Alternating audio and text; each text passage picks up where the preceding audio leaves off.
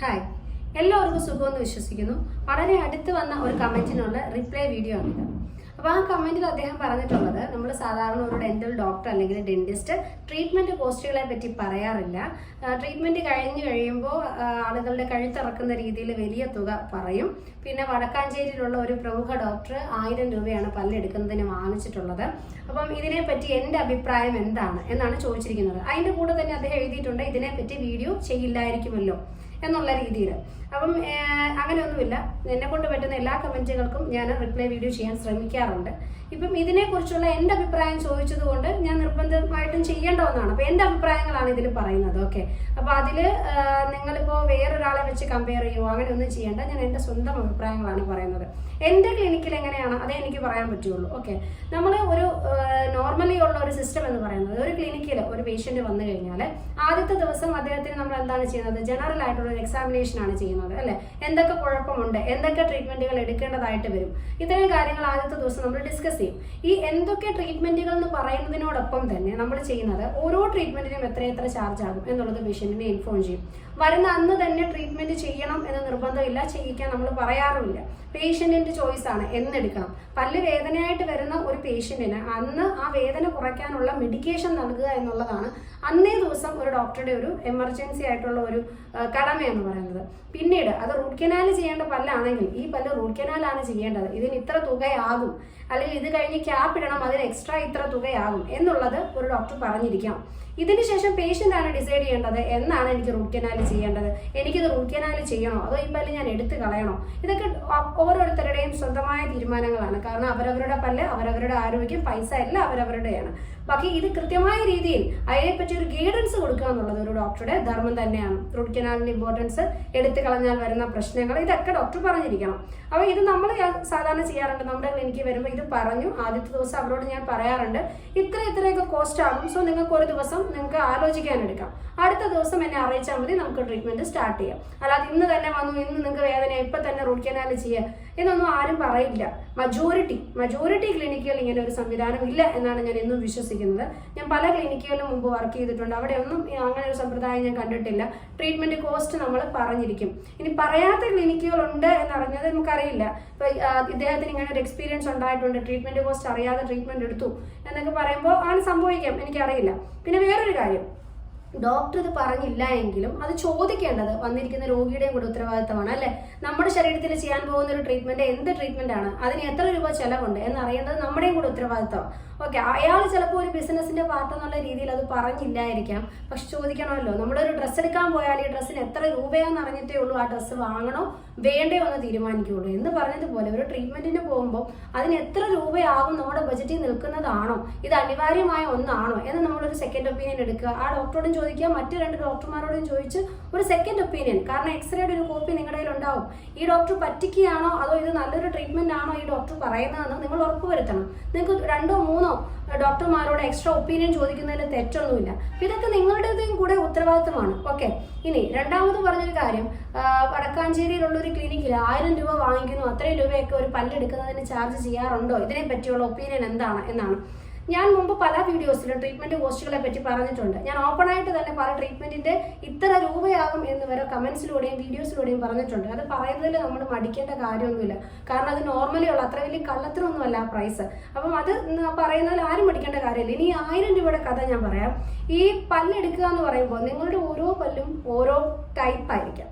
നിങ്ങളുടെ ഒരു ഫ്രണ്ടിന് 100 രൂപയ്ക്ക് എടുത്ത പല്ല് നിങ്ങൾക്ക് വന്നപ്പോൾ 1000 രൂപയ്ക്ക് എടുക്കേണ്ടി വന്നിരിക്കാം. അപ്പോൾ അതിനൊക്കെ ഓരോരോ കാരണങ്ങളുണ്ട്. ഓരോ പല്ലിന്റെ വേരിന്റെ പൊസിഷൻ, ഓരോ പല്ലിന്റെ വേരിയിരിക്കുന്ന, ചിലത് ഇങ്ങനെ കൊളുത്തി വലിക്കുന്നത് പോലെ ഹുക്ക് പോലെയുള്ളതായിരിക്കാം, ചിലത് എല്ലിനോട് ഒട്ടിപ്പിടിച്ചതായിരിക്കാം, ചില പല്ലുകൾ എല്ലിൽ കുടുങ്ങിക്കിടക്കുന്നതായിരിക്കാം, ഇമ്പാക്റ്റഡ് ടൂത്ത് എന്ന് പറയും. ചിലത് പൂർണ്ണമായും എല്ലിനകത്തും ചിലത് ഭാഗികമായി എല്ലിനകത്ത്, ചിലത് വേരിന്റെ അടിഭാഗത്ത് പൊട്ടലുള്ളതായിരിക്കാം. അപ്പൊ നോർമലി നമ്മൾ ഇരിക്കുന്ന ഐഡിയൽ ആയിട്ടുള്ള ഒരു പല്ല് എടുക്കുന്നത് പോലെ അത്ര ഒരു എളുപ്പമായിട്ടുള്ളതോ അല്ലെങ്കിൽ അത്രയും നിസ്സാരമായിട്ട് എടുക്കാൻ പറ്റുന്നതോ ആയിരിക്കത്തില്ല പല പല്ലുകളും. ചിലത് നെർവിനോട് വളരെ അടുത്തിരിക്കുന്നതായിരിക്കാം. ചില കേസുകളിൽ എക്സ്ട്രാ ഒരു കെയർ കൊടുക്കേണ്ടതായിട്ട് വരാം, എക്സ്ട്രാ ഇൻസ്ട്രുമെന്റ്സ് യൂസ് ചെയ്യേണ്ടതായിട്ട് വരാം, പുതിയ ടെക്നിക്കുകൾ ഉപയോഗിക്കേണ്ടതായിട്ട് വരാം, ചില സാഹചര്യങ്ങളിൽ സർജനെ വിളിക്കേണ്ടതായിട്ട് വരാം. നോർമൽ ഒരു GP ഡോക്ടറെ കൊണ്ട് നടക്കാതെ സർജനെ വിളിക്കേണ്ട കോംപ്ലിക്കേറ്റഡ് കേസുകൾ വരെ വരാം. അപ്പൊ നിങ്ങൾ നിസ്സാരമായിട്ട് പല്ലെടുക്കുക എന്ന് പറയുമ്പോൾ അത് എങ്ങനെയുള്ളതാണെന്നുള്ളത് ആ കേസ് കണ്ടൊരു ഡോക്ടർക്ക് മാത്രമേ അറിയാൻ പറ്റുള്ളൂ. ഓക്കെ, അപ്പം 1000 രൂപ ചാർജ് ചെയ്ത് ഡോക്ടറെ ഞാൻ ന്യായീകരിക്കുകയല്ല. കാരണം ഡോക്ടറുടെ ആ ഒരു റേറ്റ് ആ ഡോക്ടർക്ക് ഒരു റീസൺ ഉണ്ടാവും. അപ്പം ഞാൻ അദ്ദേഹത്തെ ന്യായീകരിക്കുകയല്ല, എന്നാലും ഞാൻ അതിൻ്റെ ഒരു സൈഡ് പറയുക. അങ്ങനെ പോസിബിലിറ്റി ഉണ്ട്. അതായത് ആ ഒരു കേസ് കോംപ്ലിക്കേറ്റഡ് ആയതുകൊണ്ടായിരിക്കാം. നമ്മൾ എന്തൊരു കാര്യവും വളരെ നമ്മൾ കഠിനാധ്വാനം ചെയ്യേണ്ട ഒരു പ്രോസസ്സ് ആണെങ്കിൽ നമ്മൾ ഏതൊരു ജോലിക്കും നമ്മൾ അതിന് പ്രൈസ് ഇടും അല്ലേ. നമ്മൾ ഉപയോഗിക്കുന്ന മെറ്റീരിയൽ, നമ്മൾ ഉപയോഗിക്കുന്ന ടെക്നിക്ക്, നമ്മുടെ എക്സ്പീരിയൻസ് സ്കില്ല്, നമ്മൾ കൊടുക്കുന്ന ഫെസിലിറ്റി. ഇപ്പം നിങ്ങളോട് ഹൈഫൈ അല്ലെങ്കിൽ ഒരു ഹൈടെക് ക്ലിനിക്കിലോട്ട് ചെന്നു അവിടെ ചെന്ന് 100 രൂപയ്ക്ക് പല്ലെടുക്കണമെന്ന് പറഞ്ഞാൽ നടക്കത്തില്ല. കാരണം അവിടെ നിങ്ങൾക്ക് പ്രൊവൈഡ് ചെയ്യുന്ന ഫെസിലിറ്റീസ്, അവിടെ ഉപയോഗിക്കുന്ന ചിലപ്പോൾ മോഡിഫൈഡ് ആയിട്ടുള്ള ഡെന്റൽ എക്യുപ്മെന്റ്സ് ആയിരിക്കും. അപ്പം അത് നിങ്ങൾക്ക് വേണ്ടി നിങ്ങളുടെ ഇൻവെസ്റ്റിഗേഷൻ എളുപ്പമാക്കുന്നതിന്, നിങ്ങളുടെ ട്രീറ്റ്മെന്റ് ഏറ്റവും സക്സസ്ഫുള്ളി നടത്തുന്നതിന് വേണ്ടിയിട്ടായിരിക്കും പല ക്ലിനിക്കുകളും അത് വെച്ചിട്ടുണ്ടാവുക. അപ്പോൾ അങ്ങനെയുള്ളൊരു സർവീസ് പ്രൊവൈഡ് ചെയ്യുന്ന ഹോസ്പിറ്റലുകളിൽ അതേ റേറ്റിൽ തന്നെ അവർ ചാർജ് ഈടാക്കും. നിങ്ങളൊരു സാധാരണ ക്ലിനിക്കിൽ 100 രൂപയാണ് കൺസൾട്ടേഷൻ എങ്കിൽ ഒരു നല്ല ഹൈടെക് ക്ലിനിക്കിൽ പോകുമ്പോൾ 500 രൂപ കൺസൾട്ടേഷൻ ആകുന്നതിന് നമുക്ക് അവരെ കുറ്റം പറയാൻ പറ്റത്തില്ല. കാരണം രണ്ടും തമ്മിൽ വലിയ വ്യത്യാസമുണ്ട്. നിങ്ങൾക്ക് പ്രൊവൈഡ് ചെയ്യുന്ന സർവീസ് അത്രയും നല്ലതായിരിക്കാം. നിങ്ങൾ ഇപ്പോൾ പോയ ക്ലിനിക്കിനെ പറ്റി എനിക്ക് അറിയില്ല, ഞാൻ ജനറൽ ആയിട്ടാണ് പറയുന്നത്. ഓക്കെ, ഇനി രണ്ടാമത്തെ ഒരു വശം എന്ന് വെച്ചാൽ ഇപ്പം അദ്ദേഹം 1000 രൂപ ചാർജ് ചെയ്തു, സർജനെ കൊണ്ട് ചെയ്യിപ്പിക്കുന്നതിനുള്ള ചാർജ് ആണോ, ഇനി അദ്ദേഹം സർജൻ ആണോ, ഇത് ഇമ്പാക്റ്റഡ് ടൂത്ത് ആണോ, അതെനിക്കറിയില്ല. ഇനി അത് മാത്രമല്ല, ഞാൻ സെക്കൻഡ് പറഞ്ഞ ഒപ്പീനിയൻ, അതായത് ഒരു ഹൈടെക് ഫെസിലിറ്റി ഉള്ള ക്ലിനിക്കാണ്, അവിടെ ഓട്ടോക്ലേവ് പോലെ നല്ല രീതിയിലുള്ള കാര്യങ്ങൾ ചെയ്യപ്പെടുന്നുണ്ട്. അപ്പം അതുകൊണ്ട് അദ്ദേഹത്തിന്റെ സർവീസിന് വേണ്ടി 1000 രൂപ ചാർജ് ചെയ്യുന്നതാണോ എന്നും എനിക്കറിയില്ല. അപ്പോൾ 1000 രൂപ ചാർജ് ചെയ്യുന്നത് തെറ്റെന്ന് എനിക്ക് പറയാൻ പറ്റില്ല. കാരണം ഒരു സർജനെ വിളിച്ചാൽ 1500, 2500, 3000 തൊട്ട് 6000 വരെ ചാർജ് ചെയ്യുന്ന സർജന്മാരുണ്ടാവും. അത് ഓരോ സർജന്റെ എക്സ്പീരിയൻസ് അനുസരിച്ച്. അതുപോലെ നിങ്ങൾ കണ്ട ഡോക്ടറുടെ എക്സ്പീരിയൻസ്. നമ്മൾ ഒരു ഡോക്ടറെ പോയി കാണുമ്പോൾ അദ്ദേഹത്തിന് ജസ്റ്റ് കണ്ട് 1 മിനിറ്റിനല്ല ചാർജ് ചെയ്യുന്നത്. ആ 1 മിനിറ്റ് കൊണ്ട് നിങ്ങൾക്ക് കറക്റ്റ് ഒരു ഡയഗ്നോസിസ് തരണമെങ്കിൽ വർഷങ്ങളായിട്ടുള്ള ആ ഡോക്ടറുടെ എക്സ്പീരിയൻസ്, ചിലപ്പോൾ വർഷങ്ങളില്ലായിരിക്കും, പക്ഷെ കിട്ടിയ കാലയളവിൽ ആ ഡോക്ടർ ആസ്പയർ ചെയ്തെടുത്ത ആ അറിവുകൾ, അതിനൊക്കെയാണ് നിങ്ങൾ ചാർജ് ചെയ്യുന്നത്. നിങ്ങളുടെ കയ്യിൽ നിന്ന് പൈസ വാങ്ങിക്കുന്നു അതിനാണ്. നിങ്ങൾക്ക് ഏറ്റവും നല്ല ട്രീറ്റ്മെന്റ് പ്രൊവൈഡ് ചെയ്യുന്ന അതിന് ഏബിൾ ആയിട്ടുള്ള ഒരു ഡോക്ടറാണ് അദ്ദേഹം. അത്രയും പ്രൊഫഷണലി നല്ലൊരു ഡോക്ടറാണെങ്കിൽ അദ്ദേഹം 1000 രൂപ ചാർജ് ചെയ്യുന്നതിൽ തെറ്റില്ല. ഇനി നിങ്ങൾക്ക് ഫിനാൻഷ്യലി എന്തെങ്കിലും പ്രശ്നം ഉണ്ടെങ്കിൽ നിങ്ങൾക്ക് ഡോക്ടർ ഓപ്പണായിട്ട് ഡിസ്കസ് ചെയ്യാം. ഇവൻ നമ്മുടെ ക്ലിനിക്കിൽ പോലും നമ്മളിപ്പോൾ ഫിനാൻഷ്യലി ഒരുപാട് പുറകിലാണ്, അല്ലെങ്കിൽ എനിക്ക് ഇന്ന പ്രശ്നങ്ങൾ ഉണ്ടെന്ന് പറയുമ്പോൾ നമ്മൾ സത്യം പറഞ്ഞാൽ എത്തിക്സിന് അതങ്ങനെ ചെയ്യാൻ പാടില്ലെന്ന് പറഞ്ഞാലും 200 രൂപയ്ക്ക് വരെ പല്ലെടുത്ത് കൊടുക്കുന്ന കേസുണ്ട്. ഇവൻ ഫ്രീ ആയിട്ട് എടുത്ത് കൊടുക്കുന്ന കേസുണ്ട്. അത് ഡിപ്പെൻസ്. അത് നമ്മുടെ ഒരു മനുഷ്യത്വത്തിന്റെ അല്ലെങ്കിൽ ആ ഒരു പേരിൽ നമ്മൾ പലപ്പോഴും ചെയ്യുന്നതാണ്. എന്നല്ലാതെ 200 രൂപയ്ക്ക് പല്ലെടുക്കുന്നതിനോടും 100 രൂപയ്ക്ക് പല്ലെടുക്കുന്നതിനോടും ഒരു ഡെന്റിസ്റ്റ് എന്നുള്ള രീതിയിൽ വ്യക്തിപരമായിട്ട് ഞാൻ യോജിക്കുന്നില്ല. നിങ്ങൾ എപ്പോഴും മനസ്സിലാക്കുക, ട്രീറ്റ്മെന്റിന്റെ ചാർജ് കുറയുക എന്ന് പറയുമ്പോൾ അതിനർത്ഥം നിങ്ങൾക്ക് പ്രൊവൈഡ് ചെയ്യപ്പെടുന്ന സർവീസിന്റെ ക്വാളിറ്റി അവിടെ കുറവായിരിക്കും. ഒരിക്കലും ഒരു ലോ കോസ്റ്റ് ട്രീറ്റ്മെന്റിനെ പ്രൊമോട്ട് ചെയ്യുന്ന ആളല്ല ഞാൻ. കാരണം എനിക്ക് വ്യക്തിപരമായിട്ട് ഇത്രയും നാളത്തെ ഒരു എക്സ്പീരിയൻസിൽ മനസ്സിലായത്, നിങ്ങൾ എവിടെ നല്ല രീതിയിൽ സ്പെൻഡ് ചെയ്യുന്നു അവിടെ അതിനനുസരിച്ചുള്ള ബെറ്റർ സർവീസസ് നിങ്ങൾക്ക് കിട്ടും. അപ്പം അതുകൊണ്ട് അതിൽ കാര്യമില്ല. ഈ ഒരു ഞാൻ പറയുന്നത് ബിസിനസ് സ്കെയിലിൽ ആളുകളെ ലൂട്ട് ചെയ്യുന്ന, ചൂഷണം ചെയ്യുന്ന സ്ഥാപനങ്ങളെ പറ്റിയല്ല. ഞാൻ ജനറൽ ആയിട്ടുള്ള ഒരു അവയർനെസ് നിങ്ങൾക്ക് നൽകുക. നിങ്ങൾ 20 രൂപയ്ക്ക് പല്ലെടുക്കപ്പെടും അല്ലെങ്കിൽ 50 രൂപയ്ക്ക് പല്ലെടുക്കപ്പെടും എന്നൊക്കെ പറയുമ്പോൾ നിങ്ങളുടെ ട്രീറ്റ്മെന്റിന്റെ നിലവാരവും ആ നിലവാരം ഉണ്ടാവുള്ളൂ. അപ്പോൾ നിങ്ങൾ ആദ്യം ഒന്ന് അന്വേഷിക്കുക, എന്തുകൊണ്ട് അദ്ദേഹം 1000 രൂപ ചാർജ് ചെയ്തു. അദ്ദേഹത്തോട് ചോദിച്ചാൽ അതിനുള്ള ഉത്തരം നിങ്ങൾക്ക് കിട്ടുള്ളൂ. അപ്പോൾ ചാർജ് ചെയ്യപ്പെടാറുണ്ടോ എന്ന് എന്നോട് ചോദിച്ചതിനാണ് ഞാൻ പറഞ്ഞത് ചാർജ് ചെയ്യാം, അതിൽ തെറ്റില്ല. അതിലെനിക്ക് തെറ്റ് പറയാൻ അറിയില്ല, കാരണം എനിക്കതിൽ തെറ്റ് തോന്നുന്നില്ല. ഇനി എന്തുകൊണ്ട് ചാർജ് ചെയ്തു എന്നുള്ളത് അദ്ദേഹത്തിന്റെ റീസൺ ആണ് നിങ്ങൾ അറിയേണ്ടത്. എന്തിനാണ് എനിക്ക് ചാർജ് ചെയ്തത്, എൻ്റെ പല്ലിൻ്റെ പൊസിഷൻ എന്തെങ്കിലും പ്രശ്നമുണ്ടോ, അല്ലെങ്കിൽ നിങ്ങൾ എന്ത് എക്സ്ട്രാ സർവീസസ് ആണ് ഞങ്ങൾക്ക് പ്രൊവൈഡ് ചെയ്യുന്നത്, ഇതുപോലുള്ള കാര്യം അദ്ദേഹത്തോട് നേരിട്ട് ചോദിക്കുന്നതാണ് ഏറ്റവും നല്ലത്. അദ്ദേഹം ഒരു മോശം ഡെന്റിസ്റ്റ് ആണെന്ന് നിങ്ങളുടെ ഒരു കമന്റ്സിലൂടെ എനിക്ക് തോന്നുന്നില്ല. അതേസമയം ഞാൻ അദ്ദേഹത്തെ ന്യായീകരിക്കുന്നുമില്ല, കാരണം എനിക്ക് പേഴ്സണലി ആളെ അറിയില്ല, നിങ്ങളുടെ കേസും അറിയില്ല. നിങ്ങൾ പറഞ്ഞിട്ടുള്ള ഈ ഒരു സെന്റൻസ് മാത്രമേ അറിയുള്ളൂ. അപ്പോൾ 1000 രൂപ ചാർജ് ചെയ്യൂ എന്ന് ചോദിച്ചതിന് ചാർജ് ചെയ്യുന്നത് തെറ്റില്ല എന്ന് തന്നെയാണ് എൻ്റെ ഒപ്പീനിയൻ. പിന്നെ ഈ പറഞ്ഞ പോലെ നമ്മൾ ആദ്യമേ പ്രൈസ് പറയാറില്ല അങ്ങനെ അദ്ദേഹം ചെയ്തിട്ടുണ്ടെങ്കിൽ, ആദ്യം പ്രൈസ് പറയാതെയാണ് നിങ്ങളുടെ ട്രീറ്റ്മെന്റ് മുമ്പോട്ട് പോയതെങ്കിൽ അത് തെറ്റാണ്. കാരണം ഒരു ട്രീറ്റ്മെന്റ് തുടങ്ങുന്നതിന് മുമ്പ് ട്രീറ്റ്മെന്റിനെ പറ്റിയും അതുപോലെ ട്രീറ്റ്മെന്റ് കോസ്റ്റിനെ പറ്റിയും പേഷ്യൻസിനെ അറിയിക്കേണ്ടത് ആ ഒരു ഡോക്ടറുടെ ധർമ്മം തന്നെയാണ്. അത് ചെയ്തിട്ടില്ലെങ്കിൽ അത് തെറ്റ് തന്നെയാണ്. ഓക്കെ, പിന്നെ വേറൊരു കാര്യം, ഇതൊക്കെ ഞങ്ങൾ അല്ലെങ്കിൽ ഞങ്ങൾ ഡോക്ടർമാർ അംഗീകരിക്കുമോ, ഇതൊക്കെ ഓപ്പൺ ആയിട്ട് പറയുമെന്ന് വെച്ചാൽ അതിൽ എന്ത് തെറ്റിരിക്കുന്നു? അങ്ങനെ ഒരു കാര്യമില്ല. നമ്മൾ സത്യമായിട്ടുള്ള കാര്യങ്ങൾ ഏത് സാഹചര്യത്തിലും പറയുന്നതിൽ ആരും മടിക്കേണ്ട കാര്യമൊന്നുമില്ല. അതുകൊണ്ട് എനിക്കിതിന് റിപ്ലൈ തരുന്നതിനും ഒരു പ്രശ്നമില്ല. ഇതൊക്കെയാണ് എൻ്റെ ഒപ്പീനിയൻസ്. താങ്കൾ എൻ്റെ ഒപ്പീനിയൻ ചോദിച്ചതുകൊണ്ടാണ് ഞാൻ എൻ്റെ ഒപ്പീനിയൻ ഇത്രയും നീട്ടി പറഞ്ഞത്.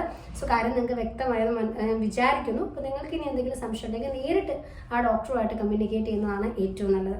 സോ വീഡിയോ എല്ലാവർക്കും യൂസ്ഫുൾ ആയെന്ന് തന്നെ കരുതുന്നു. ഇത് അദ്ദേഹത്തിന് മാത്രമുള്ള ഒരു റിപ്ലൈ വീഡിയോ അല്ല, പലപ്പോഴും ആളുകൾക്ക് ഇങ്ങനെയുള്ള സംശയങ്ങൾ വരാറുണ്ട്. ഒരു ക്ലിനിക്കിൽ 2500 എടുക്കുന്നു, മറ്റൊരു ക്ലിനിക്കിൽ 1000 രൂപയ്ക്ക് റൂട്ട് കനാൽ ചെയ്യുന്നു, അല്ലെങ്കിൽ ഒരു ക്ലിനിക്കിൽ 5000 രൂപയ്ക്ക് റൂട്ട് കനാൽ ചെയ്യുന്നു. ഇങ്ങനെ ട്രീറ്റ്മെന്റ് കോസ്റ്റുകൾ എപ്പോഴും ഒരു കമ്പാരിസൺ വരാറുണ്ട്. നിങ്ങൾ ഡ്യൂട്ടി ചെയ്യുന്ന ആളുകളെ വിടുക, അത് ഞാൻ പറയുന്നില്ല. അല്ലാതെ ജനറൽ ആയിട്ട് എത്തിക്സ് പാലിക്കുന്ന ക്ലിനിക്കുകളിൽ ഇങ്ങനെ ഒരു വേരിയേഷൻ വരുന്നുണ്ട് റേറ്റിലെങ്കിൽ അതിന് പ്രത്യേകം അല്ലെങ്കിൽ അതിന് അവരുടേതായ ഒരു റീസൺ ഉണ്ടാവും. ഇപ്പം നിങ്ങൾ ചിന്തിക്കുക, പേപ്പർ വെച്ചിട്ട് എടുക്കുന്ന ഒരു എക്സ്റേക്ക് 2000 ഇപ്പോൾ നമ്മൾ 250 രൂപ ചാർജ് ചെയ്യുമ്പോൾ ഒരു RVG ഉപയോഗിക്കുന്ന ക്ലിനിക്കിൽ, അതായത് ഡിജിറ്റൽ എക്സ്റേ ചാർജ് ചെയ്യുന്ന ഒരു ക്ലിനിക്കിൽ 250 രൂപ ചാർജ് ചെയ്യുന്ന അല്ലെങ്കിൽ 300 രൂപ ചാർജ് ചെയ്യുന്നത് ഒരു കൂടുതലെന്ന് നമുക്ക് പറയാൻ പറ്റുമോ? ഇല്ല. 2 എക്സ്റേയും തമ്മിൽ അത്രയും വ്യത്യാസമുണ്ട്. പക്ഷെ വെറും 50 രൂപയാണ് ഒരു ഡോക്ടർ കൂട്ടിയിട്ടിരിക്കുന്നത്. പക്ഷെ ഇത് മനസ്സിലാക്കാത്ത ഒരാൾ പറയാണ് ഈ ക്ലിനിക്കിൽ 250 രൂപയാണ് എക്സ്റേക്ക്, ആ ക്ലിനിക്കിൽ 300 രൂപയാണ് എക്സ്റേക്ക്, ആ ക്ലിനിക്ക് ഭയങ്കര കത്തിയാണ്, ആ ക്ലിനിക്കിൽ ഭയങ്കര കഴുത്തിറക്കുവാണ് എന്ന് പറയുന്നത് തെറ്റല്ലേ? കാരണം ഇതൊരു പേപ്പർ എക്സ്റേയും ഇതൊരു ഡിജിറ്റൽ എക്സ്റേയുമാണ്. നിങ്ങൾക്ക് വന്നിട്ടുള്ള ഇൻവെസ്റ്റിഗേഷന്റെ ക്വാളിറ്റി നോക്കുവാണെങ്കിൽ ഡിജിറ്റൽ എക്സ്റേ ആണ് നല്ലത്. അവിടെ 50 രൂപയെ നിങ്ങൾ എക്സ്ട്രാ കൊടുക്കേണ്ട വരുന്നുള്ളൂ. 1000 രൂപയുടെ മെഷീനിലെടുത്ത എക്സ്റേക്ക് 250 രൂപ നിങ്ങൾ കൊടുക്കുമ്പോൾ 1 ലക്ഷം രൂപ ഒരു സെൻസറിന് മാത്രം പ്രൊവൈഡ് ചെയ്ത് വിത്ത് സിസ്റ്റം ഒരു 2 ലക്ഷം അടുത്ത് സ്പെൻഡ് ചെയ്യുന്ന ഒരു ഡോക്ടർക്ക് നിങ്ങൾ കൊടുക്കുന്നത് 50 രൂപ എക്സ്ട്രാ ഉള്ളൂ, 300 രൂപ. പക്ഷെ നിങ്ങൾക്ക് ഇതിന്റെ അതിന്റെ ഒരു പിന്നാമ്പുറങ്ങൾ അറിയാത്തതിനാലാവും പലപ്പോഴും ട്രീറ്റ്മെന്റ് കമ്പാരിസണുകൾ വരും. അതുപോലെ കുറഞ്ഞ ക്വാളിറ്റി ക്രൗണുകളും കുറഞ്ഞ ക്വാളിറ്റി ഡെഞ്ചറുകളും മാർക്കറ്റിൽ അവൈലബിൾ ആണ്. അത് ചിലപ്പോൾ നിങ്ങൾക്ക് 300 രൂപ 200 രൂപയ്ക്ക് കിട്ടും. പക്ഷെ ക്വാളിറ്റി ഡെഞ്ചേഴ്സ് അല്ലെങ്കിൽ ക്വാളിറ്റി ക്രൗണുകൾ 2500 3500 ഒക്കെ ആ ഒരു റേഞ്ച് തൊട്ടേ അത് തുടങ്ങുള്ളൂ. അപ്പോൾ നിങ്ങൾ കമ്പയർ ചെയ്തിട്ട് കാര്യമില്ല. പൈസ കമ്പയർ ചെയ്യുന്നതിന് മുമ്പ് നിങ്ങൾക്ക് പ്രൊവൈഡ് ചെയ്യപ്പെടുന്ന സർവീസുകളെ പറ്റി ഒരു ധാരണ ഉണ്ടായിരിക്കണം. എന്നിട്ട് മാത്രമേ ഉള്ളൂ നമ്മൾ കഴുത്തിറക്കുകയാണ് അല്ലെങ്കിൽ ഇന്നത് ചെയ്യാണ്, ഡെന്റിസ്റ്റ് പൈസ കൊയ്യുകയാണ് എന്നൊന്നും അങ്ങനെയല്ല. എല്ലാത്തിനും അതിൻ്റെതായ റീസൺസ് ഉണ്ട്. അത് നിങ്ങൾ മനസ്സിലാക്കിയിട്ട് മാത്രം നിങ്ങൾ ഒരു തെറ്റിദ്ധാരണയുടെ വലയത്തിൽ പെടാവുള്ളൂ. സോ വീഡിയോ എല്ലാവർക്കും യൂസ്ഫുൾ ആയെന്ന് വിചാരിക്കുന്നു. വീണ്ടും മറ്റൊരു വീഡിയോയിൽ എടുക്കാൻ വരെ